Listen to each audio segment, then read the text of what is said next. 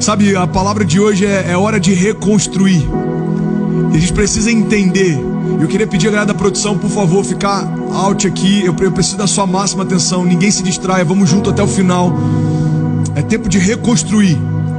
E a gente precisa entender que existem momentos, tempo para todas as coisas. Tempo de começar, tempo de reavaliar o que foi feito, tempo de reconstruir a partir das ruínas do que se perdeu.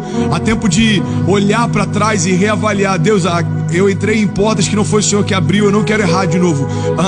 Tem algo que o pastor Márcio fala que a grande verdade é que a gente precisa se preocupar não tanto só em acertar, mas em errar menos.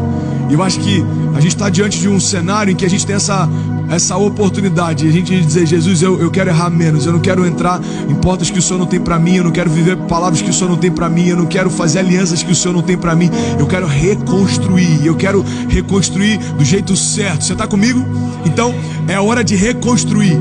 Sabe, eu quero falar um pouco hoje da história de Noé, e me chama a atenção inúmeras coisas na história de Noé. A primeira coisa que me chama a atenção na história de Noé é que Deus pede para ele construir algo que iria abrigar ele da chuva. A loucura é que a gente não tem registro se de fato já havia chuva até aquele momento. Quando o jardim foi criado, a Bíblia diz que vinha uma névoa que surgia do solo e irrigava toda a criação. Você sabia disso?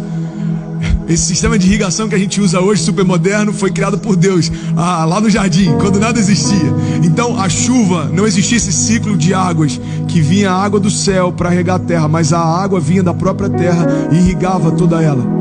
Então a gente não tem registros históricos a respeito disso. Existe uma linha teológica que acredita que até aquele momento não havia chovido. Então Deus está dizendo para Noé: prepara algo que você não sabe o que é, para um tempo que você não sabe qual é. Prepara algo que você não sabe o que é, para um tempo que você não sabe qual é. Ei, guarda isso no teu coração. Toda direção profética e toda visão de futuro que Deus te dá fala de um tempo que ainda não existe. É por isso que o profético sempre remete à antecipação. É Deus mostrando para você antes de todo mundo aquilo que Ele quer que você enxergue, mesmo se ninguém estiver enxergando. É por isso que uma visão, às vezes ela é compartilhada, mas nem todo mundo consegue acreditar na visão que você carrega. Por quê? Porque Deus falou com você, não falou com outro. Não se frustra se nem todo mundo acredita na visão que você carrega. Nem todo mundo estava lá quando Deus te deu ela. Então guarda isso. Então esse é o primeiro ponto que me chama a atenção em relação a Noé. Deus chama Noé para construir algo que ele não conhece, para um tempo que ele não sabe qual vai ser. Mas sabe qual é a grande verdade? É que Noé se moveu por uma direção e não por uma sensação. Tem muita gente frustrada porque se move pelo que sente e não pelo que Deus fala. Deus está falando: ei, você quer reconstruir? Então esquece aquilo que você está sentindo. Os seus sentimentos, eles vão sabotar você. As suas emoções podem sabotar você. A Bíblia diz que o coração do homem é enganoso. Então Deus está falando: aí, não se move pelo que sente, não se move pelo que acha, não se move pelo que dizem, não se move nem pelo que você vê, se move pelo que eu vou mostrar para você. Você está comigo? Então a primeira coisa que me chama a atenção: o que Deus orientou Noé para fazer não tinha lógica. Essa é a primeira chave que eu quero compartilhar com você. Não havia lógica. E essa é a grande chave para o milagre. As maiores experiências de fé, elas sempre vão negar a lógica. As maiores experiências de fé, elas sempre vão refutar a lógica, subjugar a lógica. Por quê? Porque fé significa crer no que Deus falou. Fé significa: não me importa se a física diz que é impossível andar sobre as águas, Jesus está andando sobre as águas, então eu vou andar também. Não importa se a física diz que o mar não tem como se abrir e ele manter em paralelo, como se fossem muralhas feitas de água, até que o povo passe por uma porção seca. Não importa. Se Deus disse: toca o cajado, eu vou tocar o cajado e vai acontecer. Cara, Jesus chega num ponto em que ele fala: Pedro, a gente precisa pagar os impostos.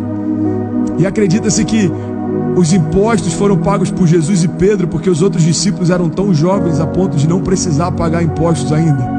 Jesus chama alguns que eram jovens, outros adolescentes, provavelmente.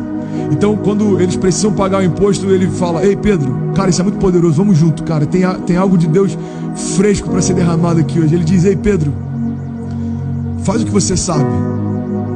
Vai próximo do mar e traz um peixe. E quando você pescar esse peixe, dentro da boca dele vai ter uma moeda de ouro, suficiente para pagar os impostos. Dê a César o que é de César e dê a Deus o que é de Deus. Sabe o que é interessante? Deus sempre vai usar talentos naturais para atrair o sobrenatural. Pedro, o que você sabe fazer? Pescar. Então pesca. Porque naquilo que você pode, se manifesta aquilo que só eu posso fazer. Pedro poderia pescar por 30 anos, aquilo não aconteceria sem que antes houvesse uma palavra de Jesus. Então ele está dizendo, você vai fazer o que você sempre fez, mas você vai viver o que você nunca viveu. Cara, isso é muito poderoso. Você vai fazer o que você sempre fez, mas você vai viver o que você nunca viveu. Se Pedro fosse agricultor, certamente Jesus diria, Pedro, onde é que tem uma plantação aqui perto? Ah, Senhor, tem a tantas milhas de onde a gente está. Então vai lá e vai na árvore X e colhe algo dela. E ele abriria um fruto e teria uma moeda de ouro lá. Se Pedro fosse, sei lá, cara, o que Pedro poderia ser naquela época? Se Pedro fosse um carpinteiro, ele ia falar, ei Pedro, pega qualquer trabalho feito de madeira e parte no meio. E dentro dele vai ter aquilo que a gente precisa. Porque Jesus, ele usa na linguagem que você entende, para você entender que, cara, eu sei como isso funciona. Eu sei que isso aqui não é normal. Então Deus está dizendo aí, os homens funcionam, mas eu não funciono. Um Deus que gera milagres não tem a ver com funcionamento. Funcionamento é mecânico, mas o fluir é orgânico. Deus está falando aí, isso é quem eu sou, isso é quem eu sou. Milagres, isso é quem eu sou. Cura, isso é quem eu sou. Provisão, isso é quem eu sou. Eu não posso negar a mim mesmo, eu não posso negar a minha natureza. Isso é quem eu sou, ei. E sabe qual é a boa notícia? Quando confiamos no grande eu sou, a gente experimenta quem ele é.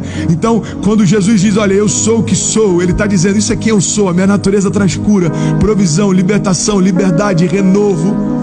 É tempo de reconstruir. Então é interessante, Deus sempre vai usar o natural para mover o sobrenatural, e para que isso aconteça, ele sempre vai ferir a lógica. Não tem sentido um peixe que carrega dentro do ventre uma moeda de ouro.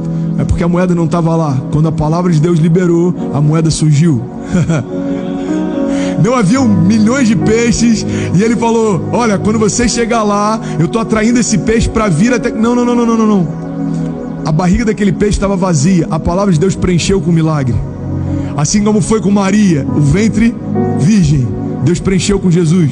Assim como foi com Isabel, a mãe de João Batista, aquele que preparou o caminho, ventre estéril, Deus preencheu com João Batista. Então Deus está dizendo, ei, eu preencho o natural com o sobrenatural, e assim eu me revelo para você. Eu preencho o natural com o sobrenatural, e assim eu me apresento para você. Eu preencho o natural com o sobrenatural, e assim eu envergonho a lógica. Assim eu confundo aqueles que pensam que são. Assim eu coloco as coisas no lugar, e quando parece que está tudo desmoronando, eu estou dizendo para você, fique em paz, só está se encaixando. Eu estou colocando coisas em ordem, prioridades em ordem. Eu só quero te chamar a atenção para você perceber que naquilo que você sempre fez e não viu milagre, só porque a minha palavra entrou em cena, o milagre começou a acontecer. É isso que Moisés viveu, é isso que Abraão viveu, é isso que Noé viveu, é isso que Davi viveu, é isso que Pedro viveu, e é isso que nós vamos viver. Você está comigo? Então, primeira chave, as maiores experiências de fé não dependem da lógica, pelo contrário, ela só depende de uma convicção. Deus fala, Noé, começa a construir. E é interessante, cara, algo que a gente precisa parar para analisar. Quando Noé começa a construir, ele constrói com árvores. O barco que trouxe salvação sobre a casa dele. Deus sempre vai pedir para que a gente faça com aquilo que está disponível. Deus fala, aí, com o pouco que você tem, eu vou fazer tudo o que você precisa. Para aquela mulher que fala para o profeta, eu só tenho um pouco de farinha e azeite. Aí o profeta fala, então vai, faz um bolo para mim, me dá a primeira parte.